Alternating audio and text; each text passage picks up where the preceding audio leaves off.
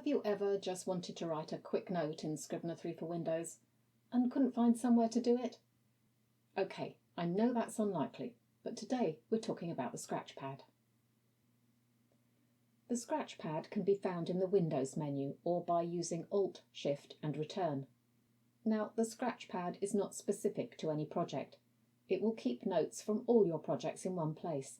So there's your first use, to make a note of what you want to do in another project without having to open it up.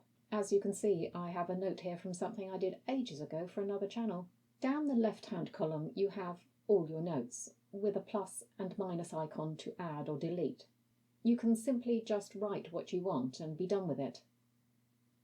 You also have several options for sending this note directly into the current project, or one of the current projects if you have more than one open. Append text will add it to a selected document at the end,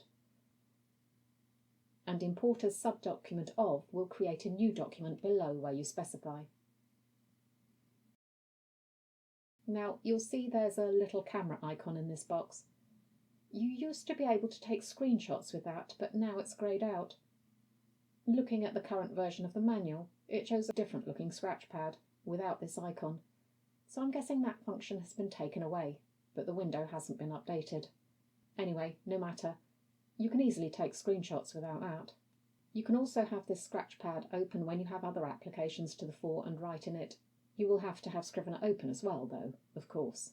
Next time we'll be changing up our editor screen again and looking at composition mode.